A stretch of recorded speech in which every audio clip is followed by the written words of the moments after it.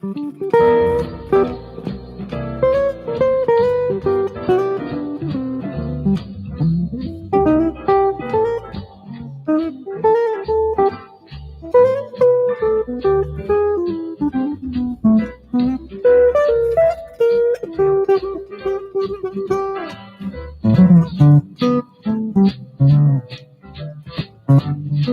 hello out there.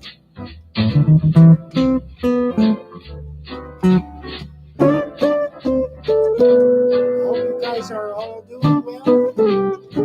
The season is upon us. Hi, Brad.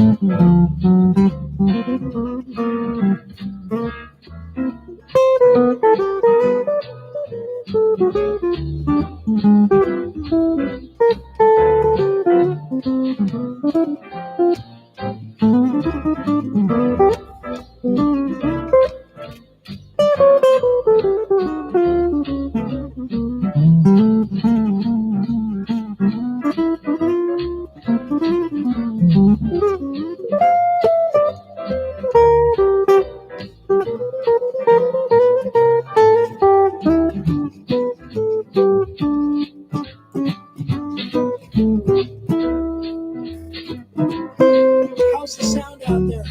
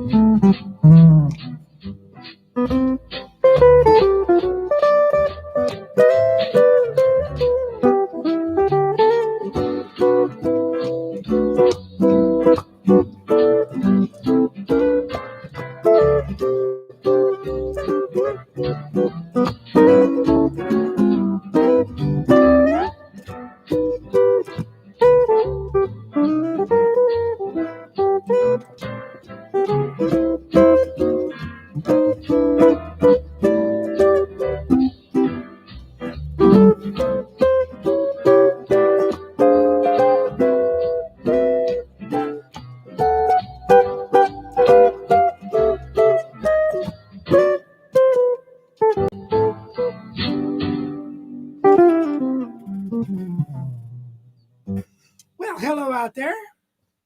Thank you for joining me. I really appreciate it. Makes my week, makes my day that you guys are here. Appreciate it. Joe Weave, hi from France. It's 2 a.m. in France. How do you stay up that late? Man, I tell you, 9 o'clock is the new midnight for me. I think about going and playing a gig. Whoops. How do these things work? I think about going and playing a gig, and it starts at 9, back in the old days. And I'm thinking, gee, 9 o'clock, man, I'm about ready to go to sleep. Dominic from Austria. Oh, Dominic. Another Dominic. Sounds great. Thank you.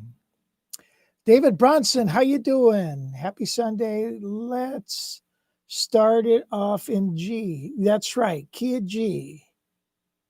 The holiest of all chords is G sus. Could you demonstrate some cool lines over Donnelly? Are there any of your lessons with similar progression? Well, that's kind of a common progression.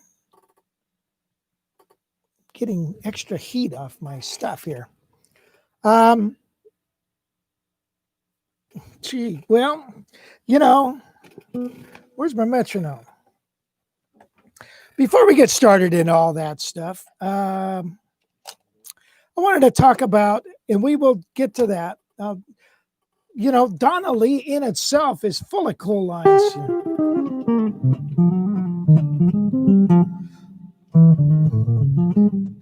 Hi from Ralphie. Ralphie Valadares is here. Awesome.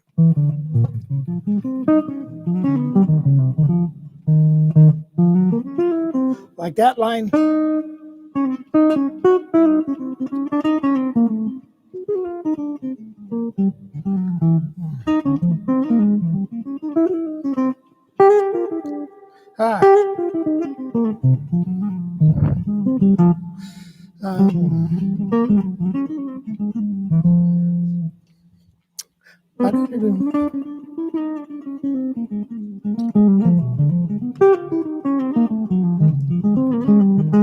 Three, four, 1, 2, 3, 4.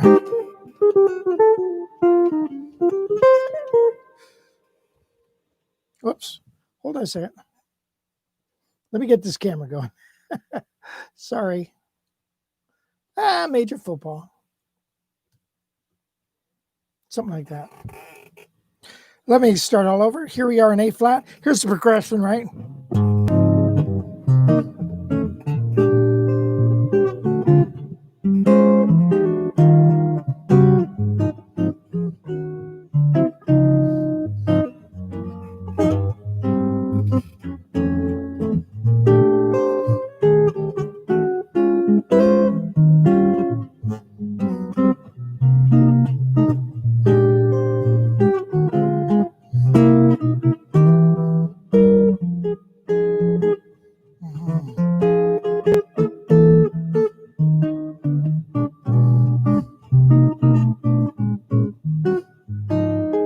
One, two, three, four.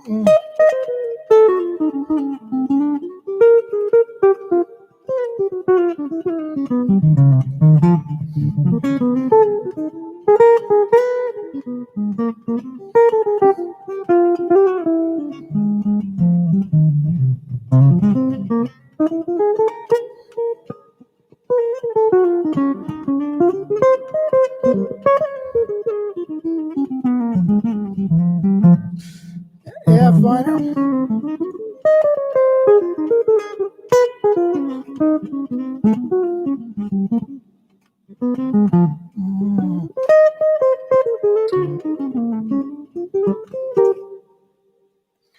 I don't know, something like that.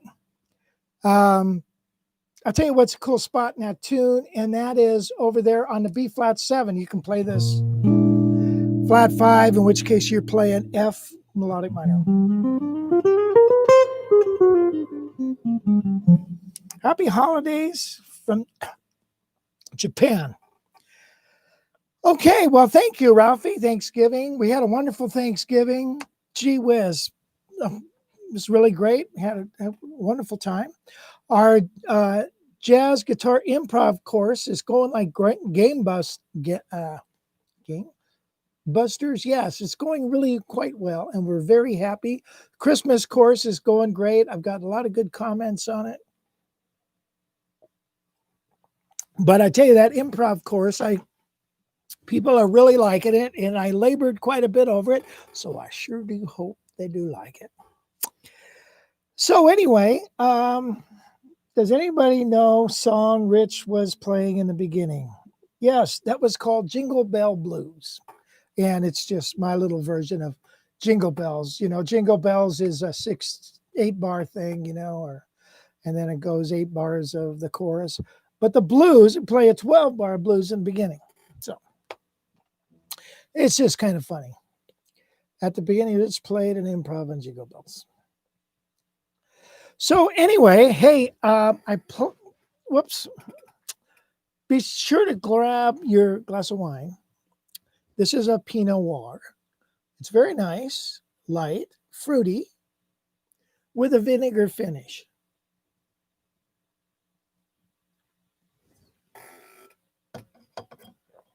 You've got to swirl it around in your mouth to get the enhancement of it. The reason I said that about the metronome, you know, because I don't like to do an improv unless I got a metronome. Because then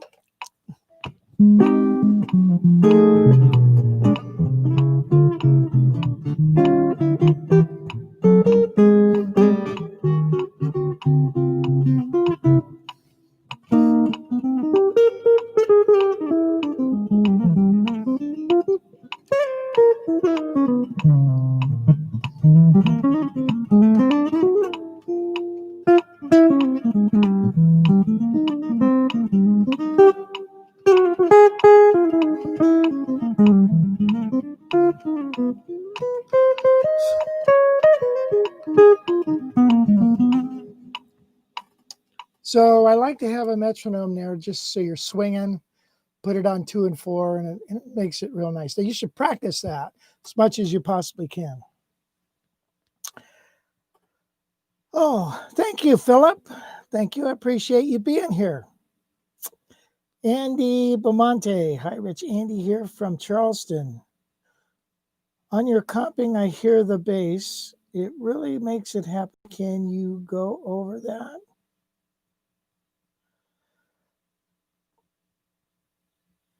Okay, yes, we can go over that. Let's go over that real quick. Here's simple little thing here. This is a G6. This is a G6. I could play a half step below the inversions. So I go. So now here's another inversion. Here's a D in the bass. So, whoops.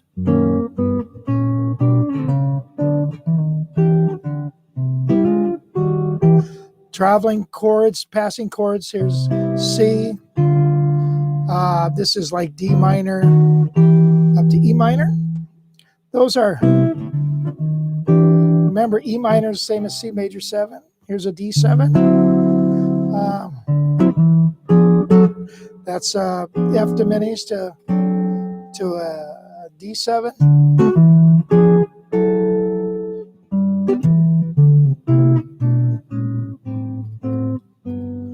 So in the other hand, you're kind of going, I'm hitting those.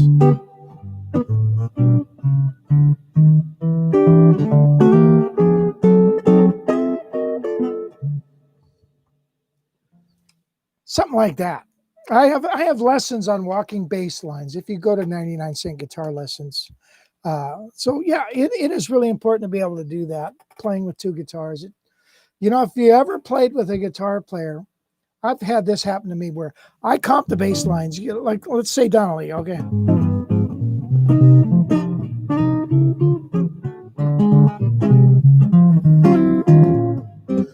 And then, okay, now it's your turn, Rich. You play a solo. And then here's what I get.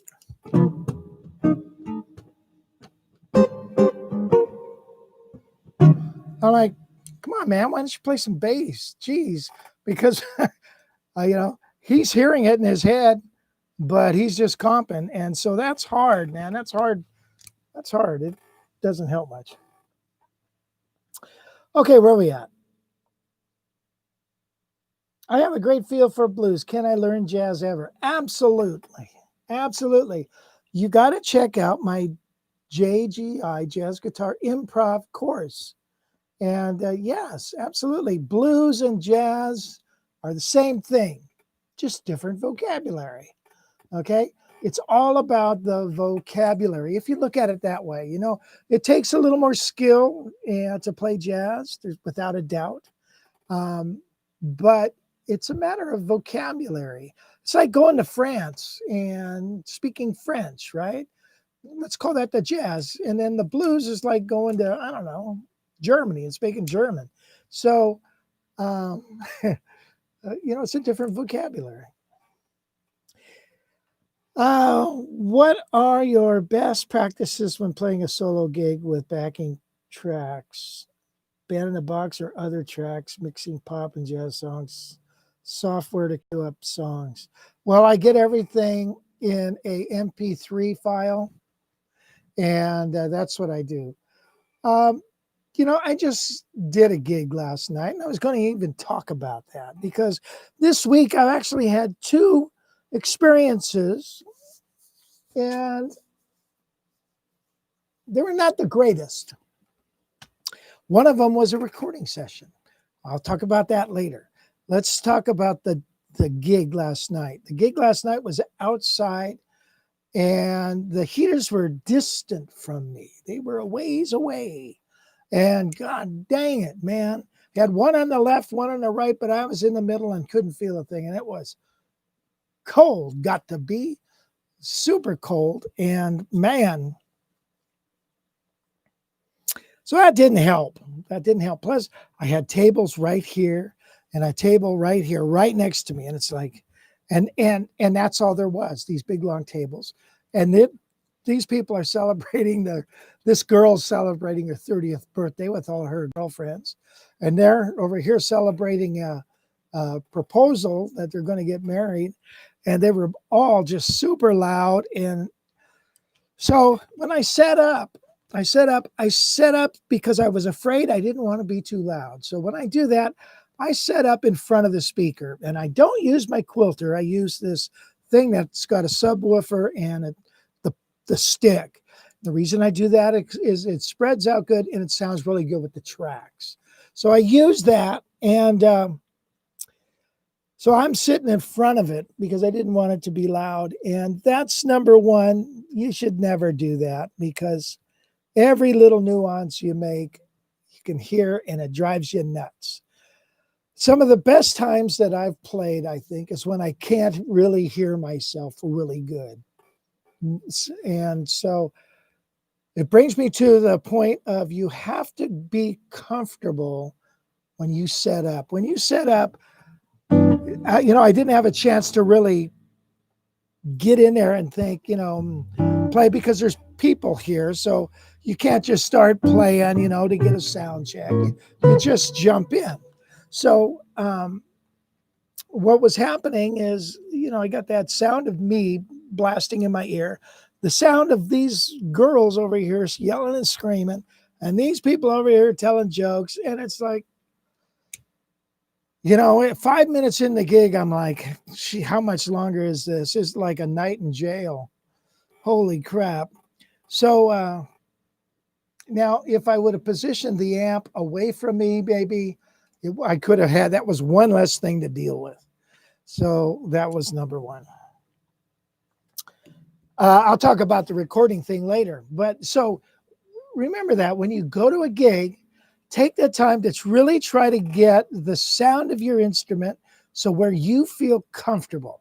Not too loud, not too soft, just right. I remember several times at camp, not several times, a couple times, guys would set up for us to come and play a concert, and they put the amp on a chair in back of me, and then they would start playing. We'd start playing.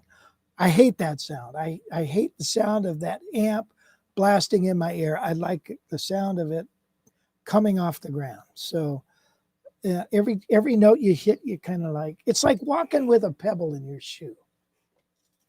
Okay, enough of that. Gosh, talking. Whew. Good Lord. It sure would be nice to hear what you guys are saying. Albert King is the best. You should have to change your technique depending on how hard you hit the fretboard. Notice Rick kind of floats over the strings. Yes, it's a floating technique. It's developed when I was out to sea.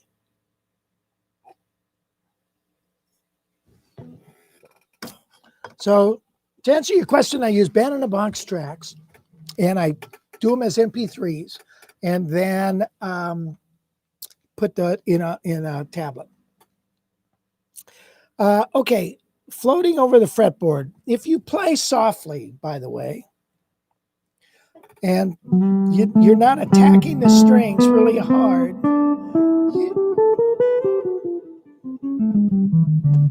and by the way, I play with real low action.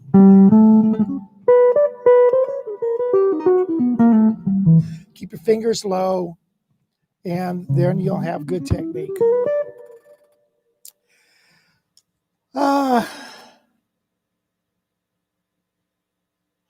What happened to your great band, Gary and my brother? Well, actually, we just did a recording session. Wait a minute. I've lost your videos in a computer crash. I bought most of your 99-cent guitar lessons this weekend thanks to the Black Friday sale, and we'll have short nights in the future.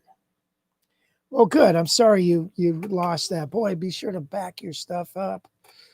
Famous last words, It's like I got my computer. I don't know, can't remember the last time I backed it up. So of course, yeah, you want to do it.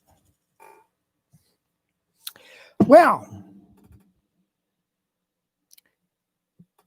okay, I'm sorry. What gauge do I use? Okay, these are flat wounds, heavy top, skinny bottom, 13, 15, 20, 28, 38, 48, hike. Do football players do that? Do they really go through a bunch of numbers, or do they just go, hike? I don't know what they do. I'll have to ask my grandsons. Singles are the hardest to play. They are.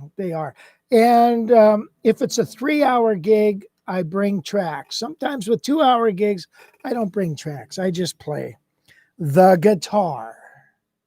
And I find it quite nice.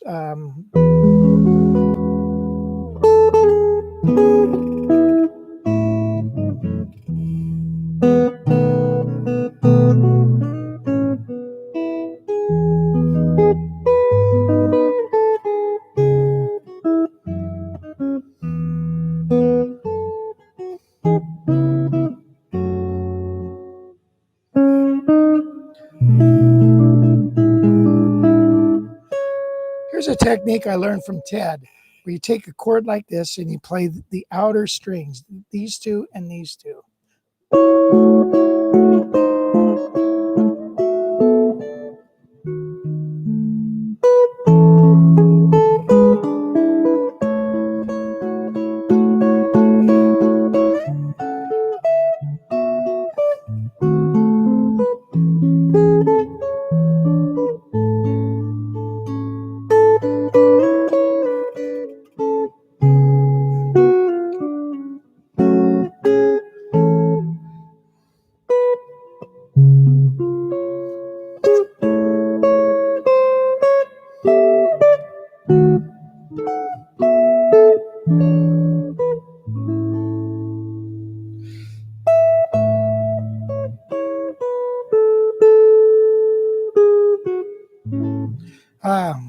Anyway, I don't know where that came from. Man, it's getting hot in here. I've got my heater on and it's getting hot. Okay. What speaker amp did you use last night? Okay, it's I think it's called a Gemini. It's a knockoff of a Bose system. I've been using that. It's okay, but it was only like $350. What is the real ornate red Gibson you are playing in your Christmas video? That is a L5 2002 made for the NAMM show. There's only one or two like it. I was really happy to get it. I was very fortunate. From Larry Briggs from the Texas Amigos Guitar Show said, Rich, I want you to have this. He didn't give it to me. He sold it to me at a good price.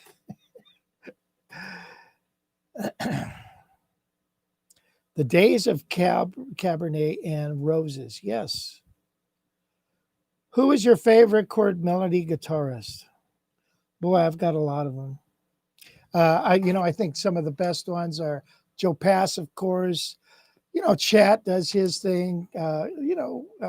John Knowles, I always liked his arrangements. Morgan is really good. Ted Green, good grief. It goes on and on. You know the saying, if you steal from one, you're stealing. If you steal from 3, it's research. If you steal from 10, it's inspiration. Days of Wine and Roses. I can play that. Heck yeah. Let's see.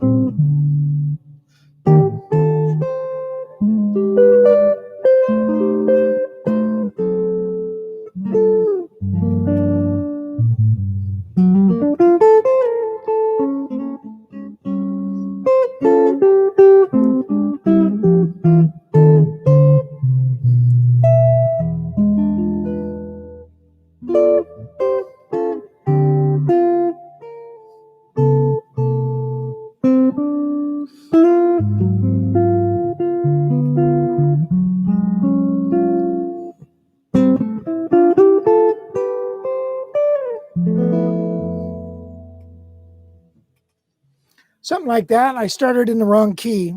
Well, the key that, it's, I did that last night. It's not the wrong key. I did it in the key of D, and I know the arrangement in F. Last night I did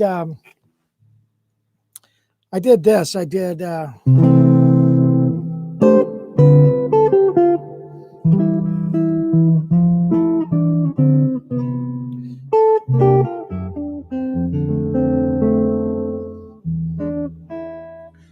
yeah.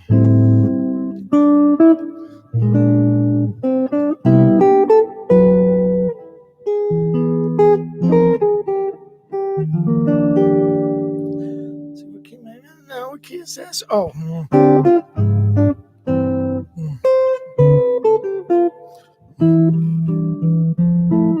I started in the key of C for some reason.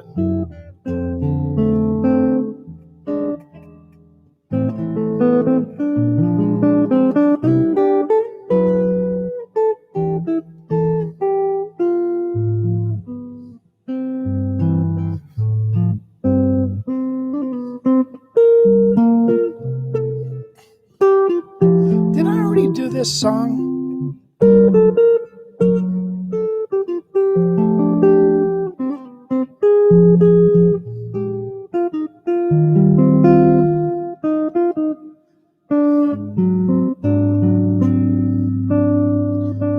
Let's see, and then I go to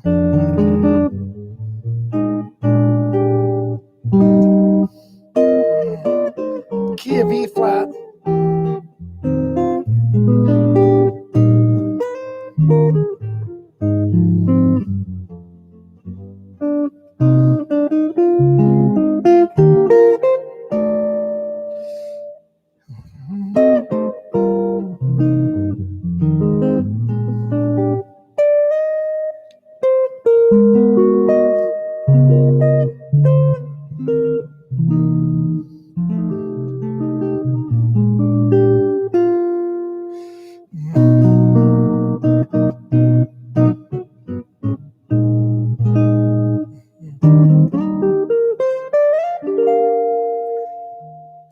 So sometimes when you start in a different key, it just really is much nicer. I have a feeling we talked about this before.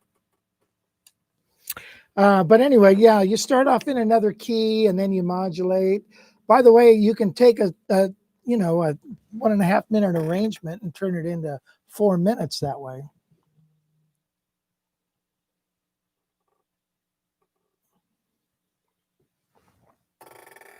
Top 5 Christmas songs to do in a jazz format. I have them on the Christmas course. Oh, Christmas Tree, Joy to the World is nice. I got several of those. Lenny Bro, Cabin Fever LP. I don't know anything about that. Hey, Rich, do you still keep a log or collection of favorite licks? Yes, I do, but I lose them. They're scattered all over the place. But yeah, I do. I need to do more of that. Any tips to easily modulate a tune if that happens? Yes, just play 2/5 of the song you're going to, the key you're going to. There are ways of doing modulations where you use a pivot chord, and a pivot chord is a chord that's found within the 2 keys. So for instance, in the key of C, and if I'm modulating to E flat, that would use maybe a pivot chord of F minor. In other words, 4 minor in the key of C.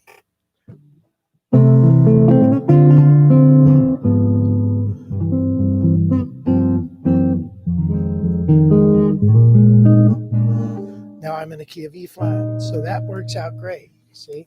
So 2/5 of the chord you're going to try to work it in. If you have a pivot chord between the two keys, you play that first. That's how they do it.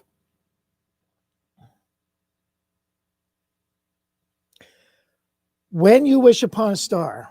Okay. Let's see.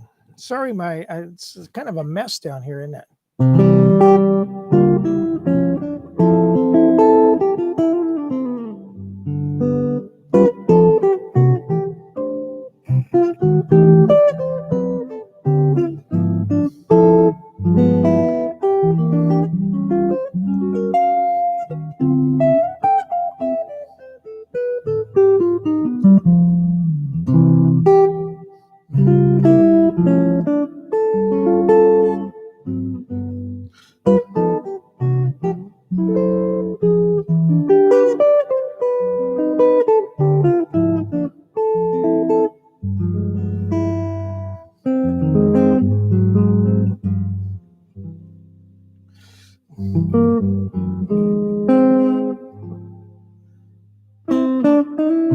Uh-huh.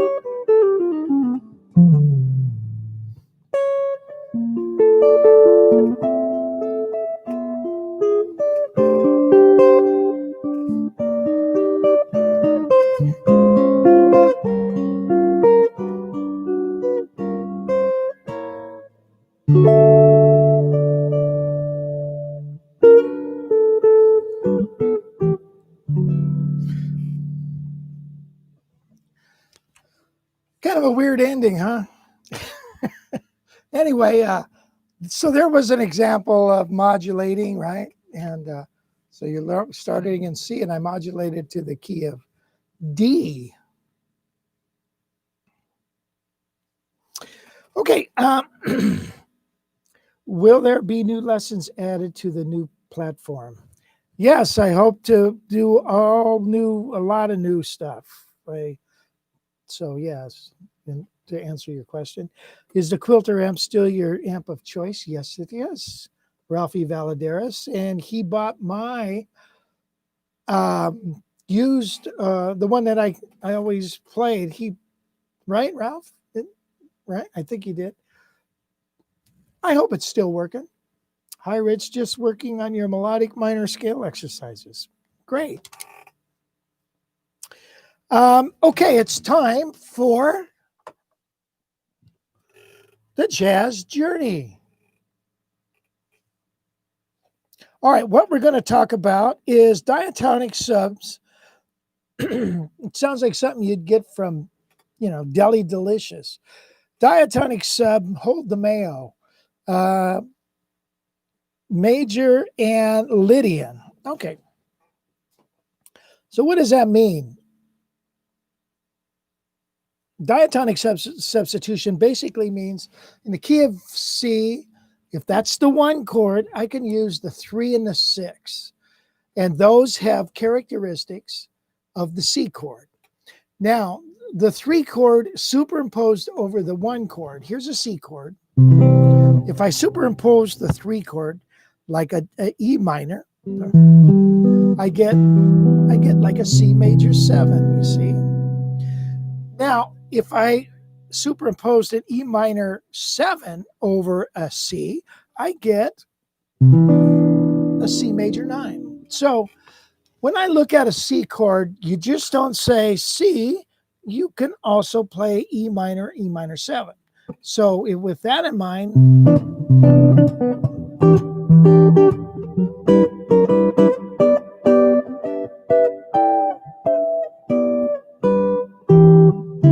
those are all E minors.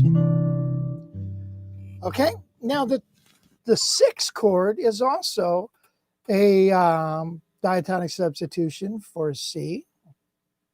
And, you know, a lot of writers, they would do a deceptive cadence and modulate to the, resolve a cadence to the 6. So in other words, in the key of D minor, the key of C, I'm going to have something like this.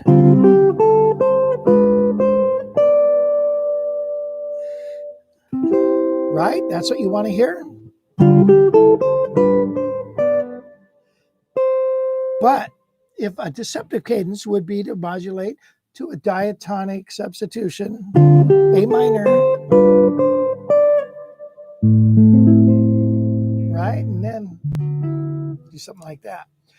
All right, so diatonic substitutions happen all the time. And as a guitar player, let the bass player play the note, let the bass player play the root, you play the numbers. And so you're talking about like you would play E minor 7, but you're not going to play a big E minor 7 with E in the bass, you know. Pardon me.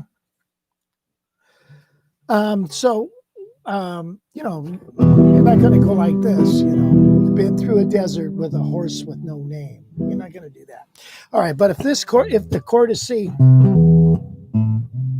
and if it's a major 7, so I could play A minor 9, E minor 7, all that good stuff. Now, what is a Lydian sound?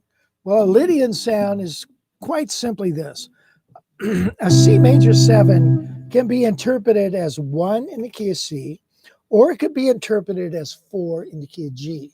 If it's interpreted as 4 in the key of G, the only difference is there's an F sharp.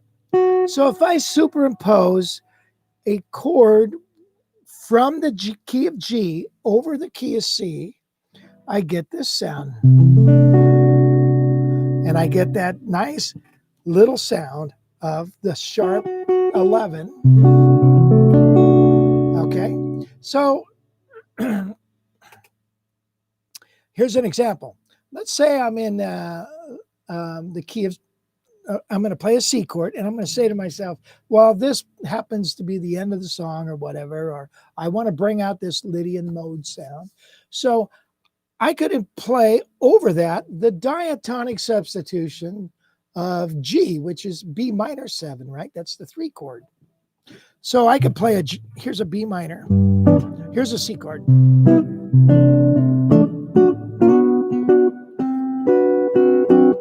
You see that chord there?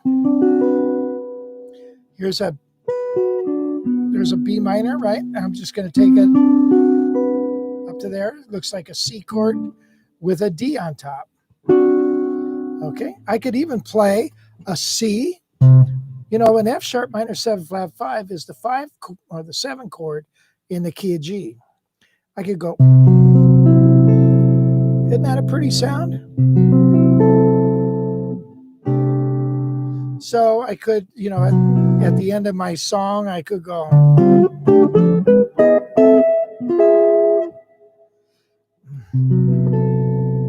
Yeah, maybe not that. How about this? How about this? Something like that. There's B minor over C. Just to get that funky little cool sound at the end. So experiment with that. Basically, if you want a Lydian sound, interpret the key, the chord in the key of G, and then anything you play in the key of G is going to have that.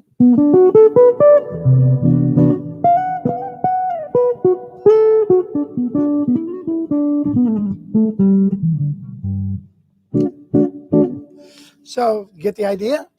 Now diatonic substitutions for the key of C, again, E minor, A minor. If I want a Lydian sound, any of the chords in the key of G played over a C bass, it's going to sound kind of cool. Some of them are duplicates, like A minor, right? You're going to have the same kind of thing. Or E minor. E minor's in the key of G. You're just going to get that same kind of sound. But if you use the ones that have the F sharp in it, then you get that sound. So something to think about. Okay. Beautiful tone. Yep, still working. I had a problem. They replaced the entire unit for a reasonable price. Oh, good. I hope they took care of you. Nice people. Thanks for the lesson on diatonic subs. Thank you, Brad. Okay. Now what?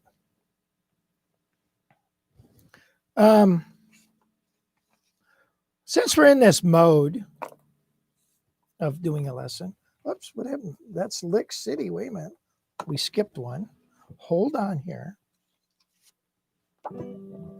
It is time for Chord Corner. Can everybody read that? There you go. All right.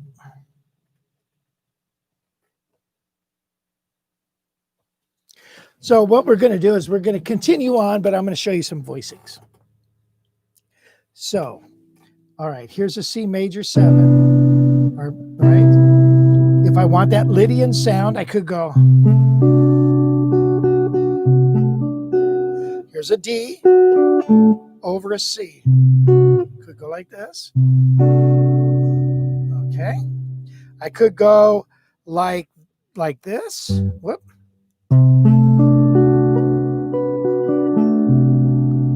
Okay, could go like this. I could go any kind of let me do this. We did C over B minor. How about E minor 9? E minor 9 over a C chord. Okay, here's the bass. Okay, the bass player's playing that, and you're going. Isn't that a pretty sound? Those are all Lydian sounds. So here's a D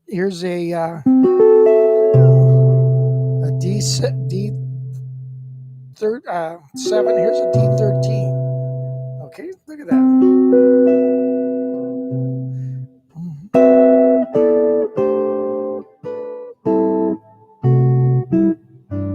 Okay.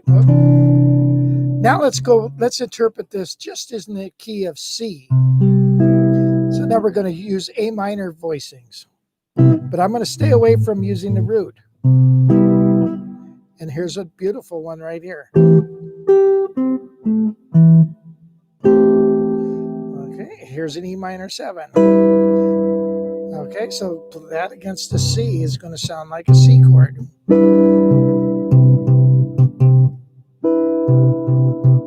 E minor 7.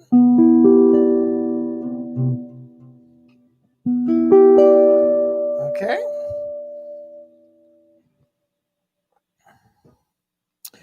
So there's tons of voicings. You know, there was just 3 or 4 of them that you can do with that. Ta-da! Okay, so the JGI course going strong. We've got like 75 people working through it right now. It's really nice. Christmas course is going strong too. Half price sale.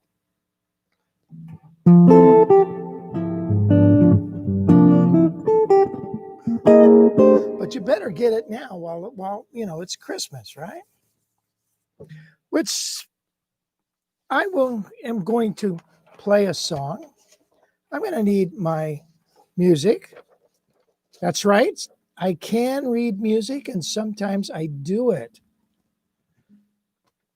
This is Santa Baby, and we're going to be hearing a lot of this song because it's secular. And God forbid if you ever play a Christian Christmas song.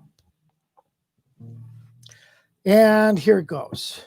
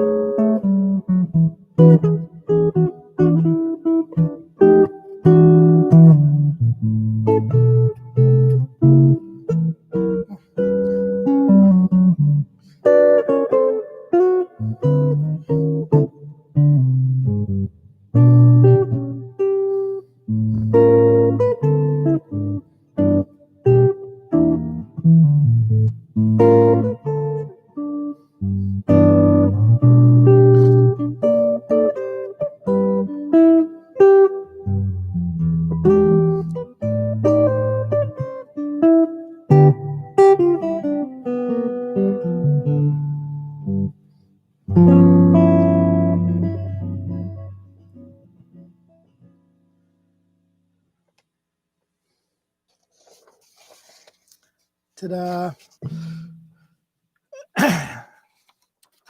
I'm dreading hearing Madonna's version of that song. Okay, links in the description bar for both courses. That's right. The links in the description for both the courses can be found in the thing. So is the sound coming through okay? I hope it is. Okay, yep, still. Thanks for the list. Okay, links in the description bar. Cool. All right, so how are we doing out there? As Christmas comes a little closer, family's going to be getting together and stuff. I was thinking we might switch Sunday to another day through the holidays. What do you think, you guys?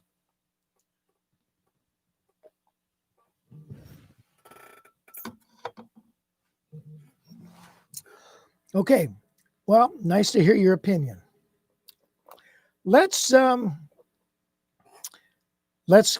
move on to, whoops, everybody say it. It's time for Lick City. Ted Green always, everything was city. Man, that's like Chord City. That's like, I went to this store. It was like Yamaha City. Everything was city. It was kind of funny. All right, here's a lick.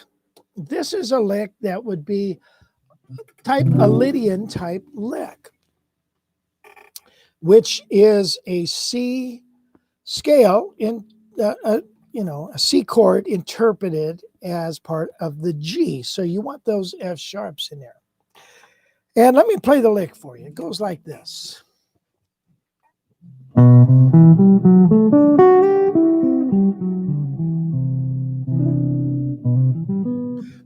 Whoops, how did it go?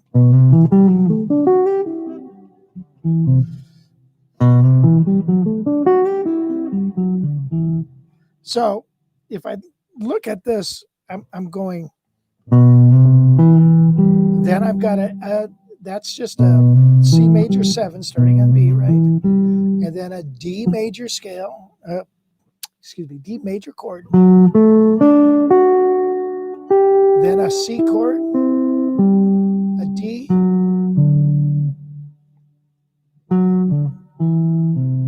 D to a C.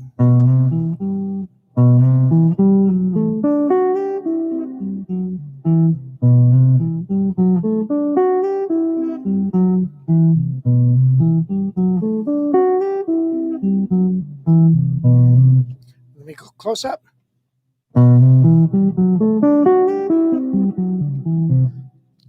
See the picking?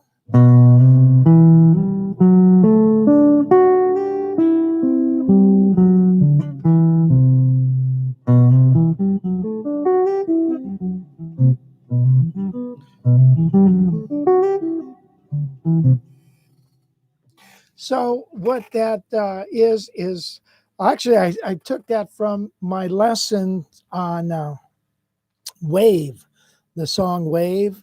I have that as licks for Wave, and it's a cool little lick, I think. As far as licks go, As a matter of fact, let's play Wave, shall we, you guys? Let's see. I love it on Sundays. Sounds great. Let's see. Do you take chunks of progressions to help facilitate memorizing tunes? Absolutely. Absolutely. You take it in 4-bar segments. If you can't do 4, do 2, then 4, then 2, then 4. Remember the penny practice theory, where you take a piece of music and you take 5 pennies and you line them up in front of you. And as soon as you play it right, you move one over. You play it right again, you move one over. You play it wrong, you move one back. Play it wrong again, you move one back. You go until you get all 5 over there. Then you can move on to the next thing. That approach is really powerful, works really well. Okay, Stan, I'm just getting used to remembering Sundays. Now you want to change. All right, I didn't say it was in stone. I was just throwing it out there, Stan. Any day but Sunday would be a great change. Okay, Sunday is great for me tonight again. Wonderful. Informative. Thank you. I look forward to this. Mike back here in New Jersey. Mike in New Jersey. Let's see. I just talked to a guy in New Jersey. I think I just sold a couple guitars. The Heritage Eagle that I had with the floating pickup, that gold one. God, that guitar! I thought that guitar was beautiful. And also the T49. That was a nice guitar. So we got some students then. Any day is fine with me. I'm retired. What does that mean? Retired. Good for you, Brad. It means you're now a guitar player. Some of the happiest times that I can remember, I specifically remember a period in my life when all I did is play and I didn't even teach. That was kind of fun. Let me check this a second. I got to check the level on this thing. Come on, how do you do this? It doesn't sound loud enough. What happened to my... Sorry to be a space case here.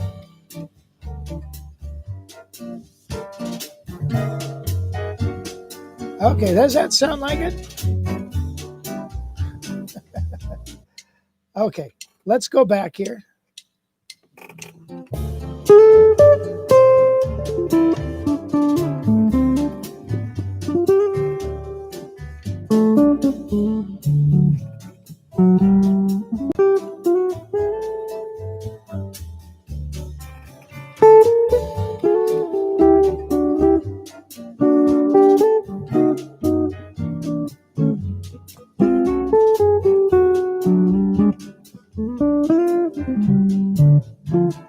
Is that distorting?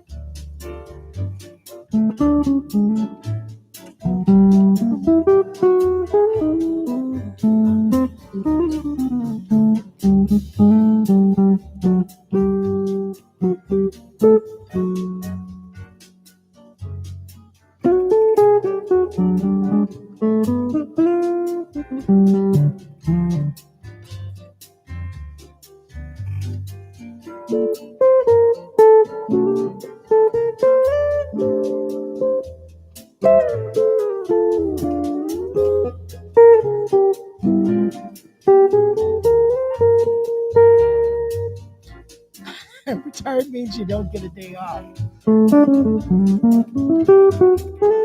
That's so true.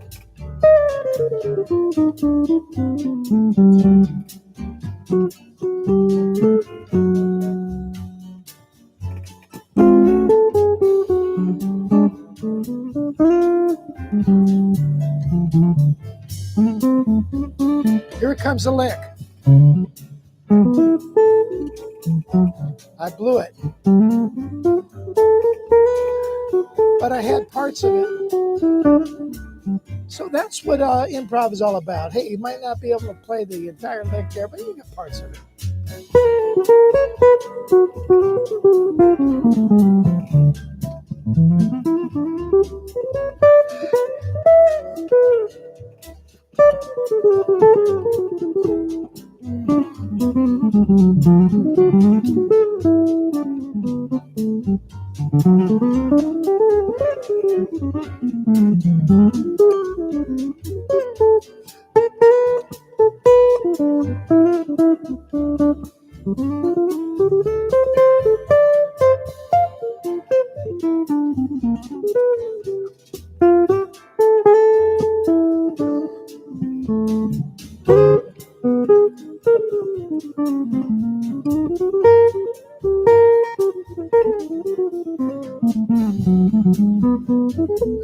That was kind of it.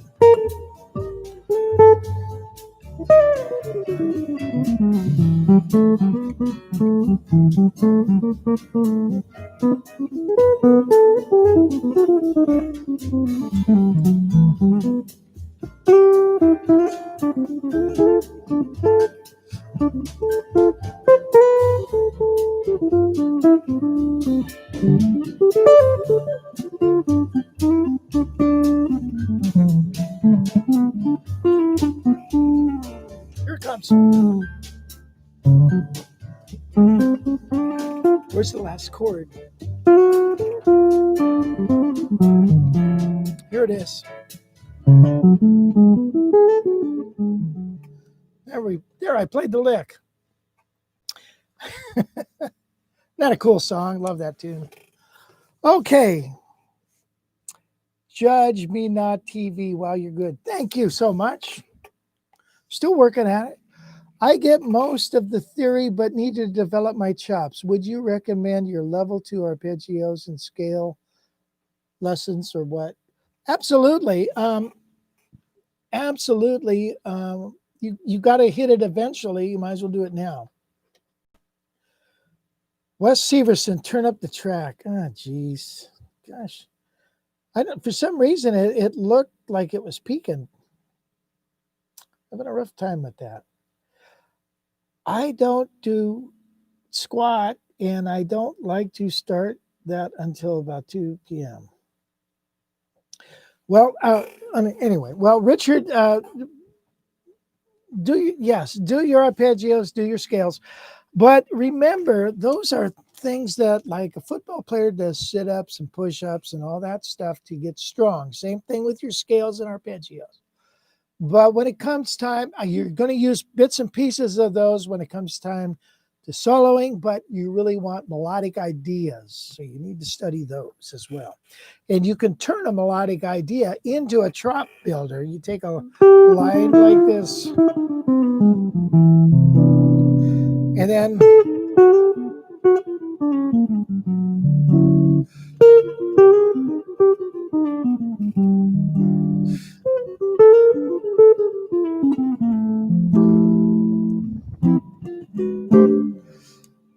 what do you guys think about starting this stream at 6 o'clock? Do you think that's better? Because I noticed now we've got 100 people.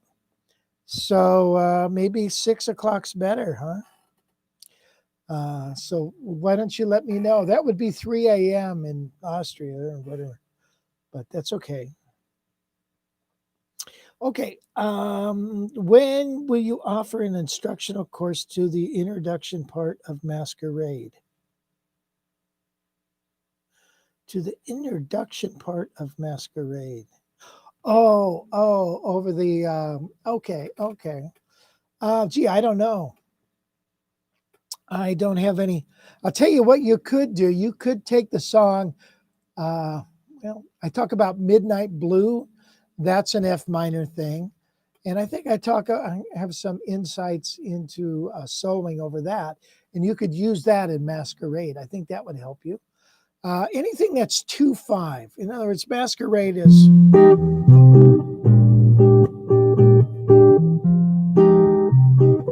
Right? So anything you know, A minor to D9 is going to work. You know, what I just did here, wave, was D minor to G7. So look for things that have those chord progressions in it and borrow from them and put them together. So I got a comment off the Jazz Improv Workshop or chorus. One of the guys says, I'm going through the solos and thinking, geez, a lot of this will work really good for Softly as a Morning Sunrise and Yesterdays. And bingo, that's the whole point of these songs. So there's so many other songs that have those progressions. Yes, 6 is better, Peter Malcolm. Okay, Steve Vetter, yes, 6. Well, maybe we ought to do 6 then. Kind of late for us East Coasters. What does that put it at, 9 o'clock? 9 o'clock is the new midnight. Good at current time, thanks. Please share some tips for playing in a band, especially with a bass player who's got the harmony covered. How not to get in his way.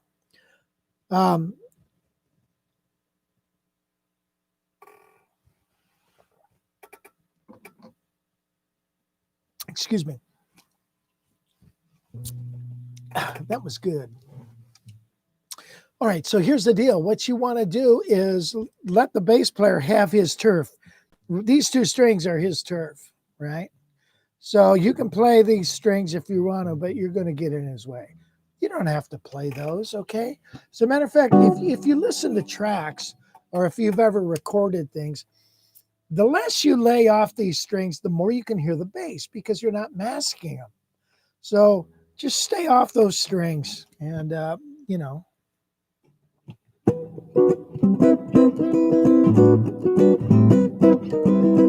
I'm Archie Bell and the Drells from Houston, Texas. You know, he's playing up here. He's not playing this. Right? That just masks everything. So lay off of the bass strings and you'll do fine. There's a lot you can do without the bass strings. 3 a.m. sounds good. Philip Lodine. 9 o'clock Boston time. Where am I? Where I am would be better. Okay. All right, good. I'm going to go to Boston. We just booked a cruise coming out of Boston in October of next year, provided everything is going to go. So I want to get there. I think we want to get there earlier. We're going to stay late or something, but we want to go to Washington and see Boston and everything. So maybe we can hook up then.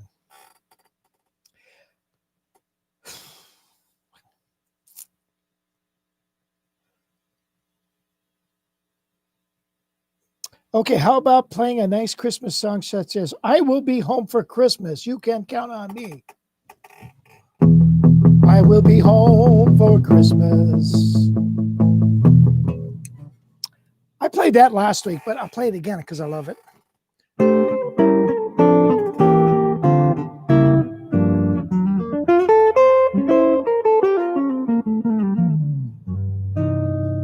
So this starts in the key of F.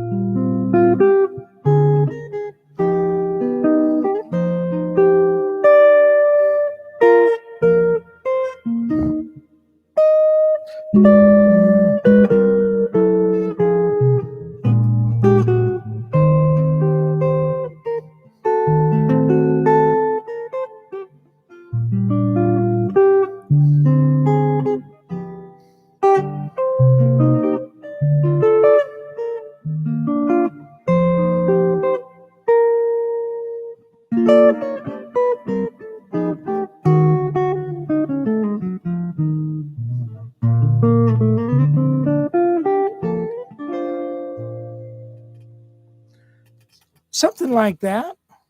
It's a wonderful song. There's a scene in the movie or the show, I think it's This Is Us. And it talks about World War II in 1942 and or 43, and it shows guys on the beach, and I'll Be Home for Christmas came out, I think then. It was written during the war, and it was just a sad moment in the movie. But just all those guys and going overseas and being away from home, they're just kids, man, fighting our wars. Benson style picking, please, and I'll ship you some Tahunga Social Club wine. Benson style.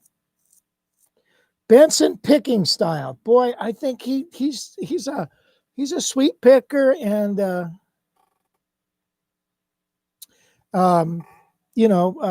economy picker. I saw him play a couple times. I think he anchors his hand. I had a question more than Phil. Okay, I'll come by and see you. let's see, in Boston. So that'd be great. Slash chords, are they merely mode suggestions? Well, no, a slash chord basically is denotes a bass note. A slash this way is a bass note. In other words, B flat slash D. So the D is in the bass, it's a B flat chord. Doesn't mean you have to play the B flat in the D in the bass. It means the bass player is doing it, okay? So you don't necessarily have to do that. You're just doubling up. So don't worry about that. Excuse me. But the other kind of chord is a stack chord. So you have C, B flat. That means it's a full B flat chord over a full C chord. Okay, or like what we just did. We did a C chord, kind of. We had the root and a third, and then we had a D chord. And that's a stack chord. So those happen all the time. Are they mode suggestions? No, they're chords, they're just chords. Now, the slash chords can be anything. Any chord over any chord. It doesn't matter. It could be a C chord over, it could be, let's say, a B chord over an E. It could be a B flat chord over an E. It could be an A chord.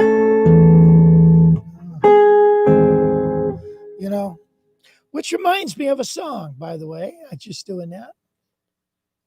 And that is Green Dolphin Street. That's something we haven't done. Want to do that? What? What'd you say? Sure. Okay. Oh, wait a minute. Guitar tip. Before we do that, we have to get into our guitar tip. No, let's see. Wow, can you show us you harmonize one of those songs like Jingle Bells? I have a lesson on Jingle Bells, and it's got a chord for every melody note. And I got a comment one time and said, Rich, only you would do that. A chord for, by the way, I can't play it. I haven't looked at it in a couple of years, so I don't know. I agree with your comment about how you place chords under simple. Okay, sweet. Are there chord frames or series of frames that always kills your hand no matter how much you practice them? Yeah, but my hand. Oh man, these chords right here, these big spreads like this. B minor 11. If I can't get down any lower than that. Used to be able to whip that out. Used to be able to whip this one out where it's like, I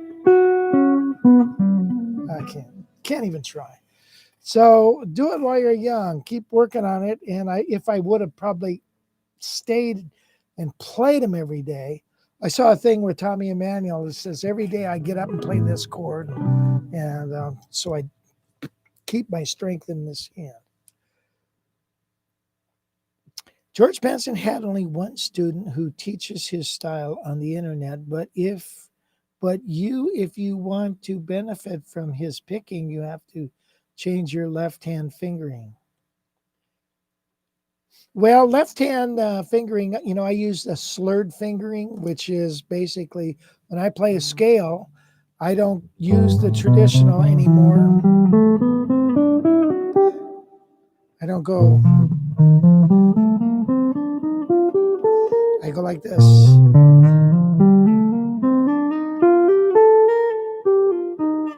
I call that slurred fingering, where you're hammering on every string you're picking once,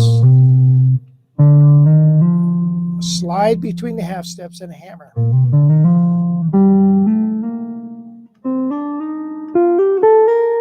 Looks like this on this end.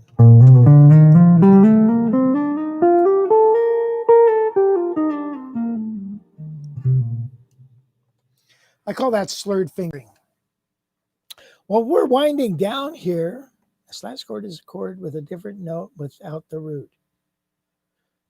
Slash chord is a chord with a different note without the root.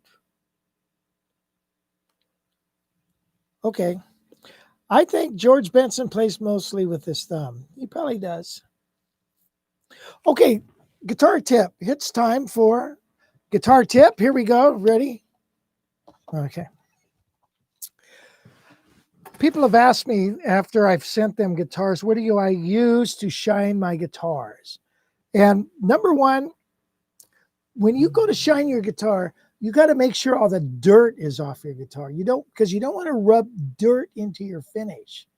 When you have a darker guitar, it shows the swirl marks like crazy. So first you want to just kind of get rid of the dirt. You can use a paintbrush or whatever. Make sure the dirt is off of there. I use these things. These are like little makeup remover things. And you can get like 100 of them for $1 at the dollar store or something. And I use those because when you have a dirty rag, you're just grinding more junk into your finish. So that's number one. First, get all the dust off your guitar, because dust is dirt. Okay. Now, there's two things that I use, and I want you to be very careful with these. The first is this. This is Meguiar's number 2 fine cut cleaner. This is very strong stuff, and you use it only when your finish is super dull. Like, I get some guitars that, like, if you've been playing without a sleeve on, this right up here, just all of it gets real gritty and dirty, and you start to shine it, and it just doesn't come clean. Well, that particular Meguiar's will take that off of there. It'll grind down. It'll go down a layer of lacquer, basically, if you want to look at it that way. So you have to use it sparingly, and you'll see it take off a little bit, and then it'll be shiny, and then you'll see, oh, there's still some more there. So you take that and do it again. Maybe do it 2 or 3 times. Be careful not to do it too much. Now, if you use this on gold hardware, it will take the gold off. So be careful. Don't use it. If it's really rusted and you feel like you need to do it, this will get rid of it, but it'll take the gold with it. So you've got to be very careful with this stuff, but this is really good stuff on a dirty guitar. And I mean a dirty guitar where the finish has lost its luster. Now, once you've done that, or maybe you don't even need it, this stuff I find is really good. It's car wax and Meguiar's wax cleaner. And this just really gets in there and gets it clean, and it doesn't use a wax buildup. You don't get that buildup. I've noticed, I used to, use a wax, like Fender and Martin and stuff, and you spray it on and stuff. Well, after a while, you get this buildup of wax, and it's just yuck, So,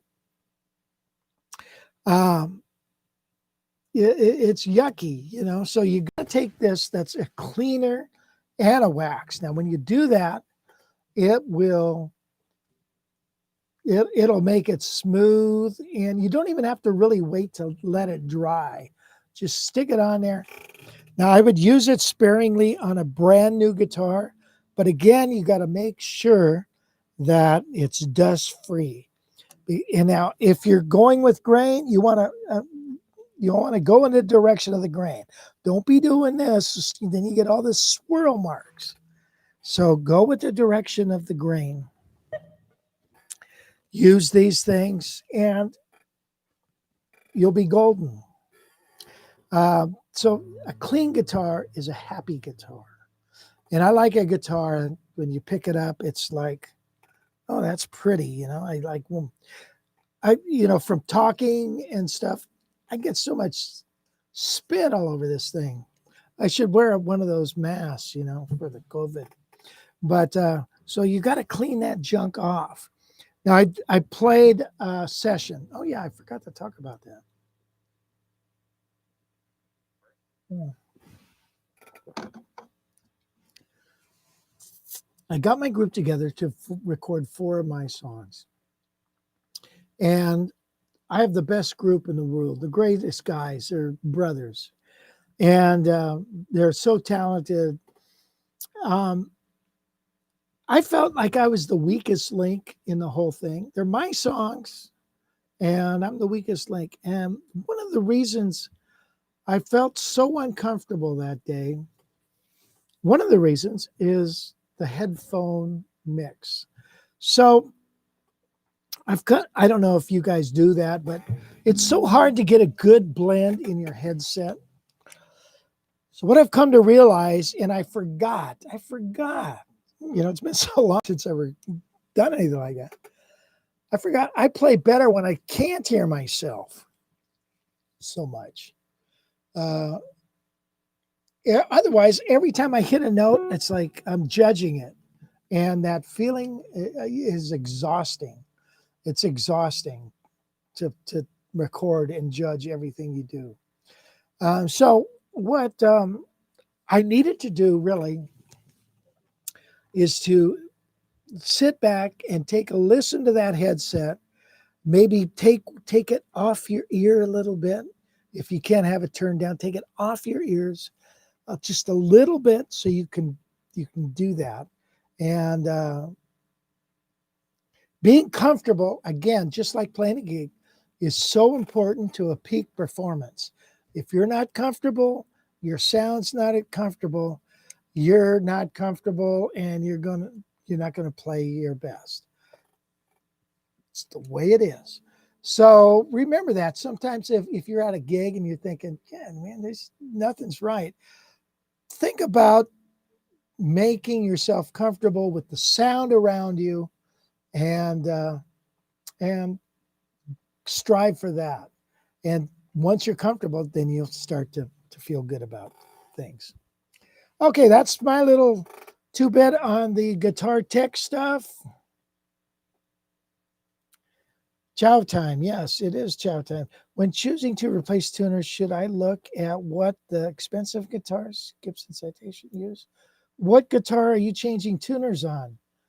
To be honest, I don't think I would change tuners unless it's some old piece of caca. Nowadays, most everybody's got wonderful tuners, so I wouldn't even mess with it.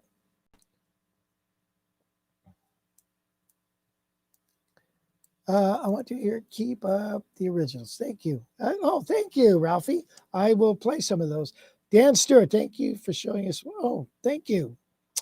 All right, you guys have been great. You really have made my day. Thank you so much again for showing up. It's time to go eat. I'm going to play Green Dolphin Street, which is one of those songs that has the...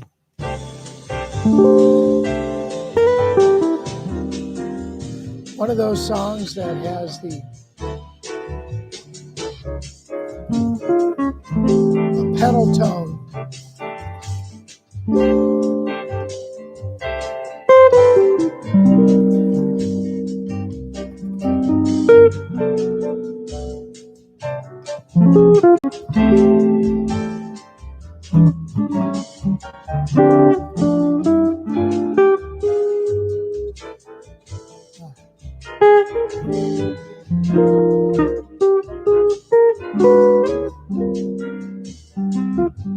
I usually play it twice the speed.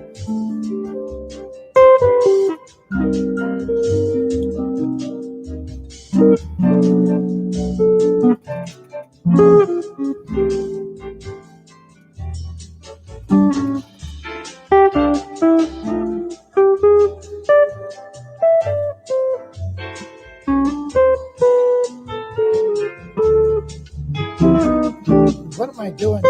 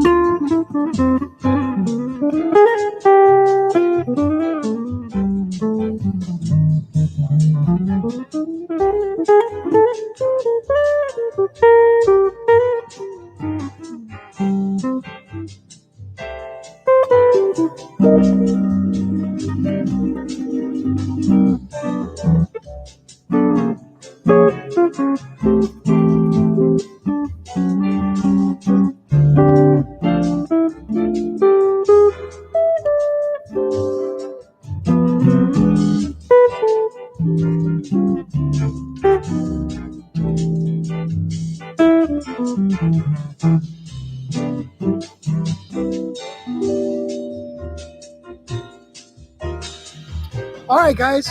I'll talk to you later. Been a pleasure. Thank you again. I'll see you next week. Adios. Have a nice Christmas.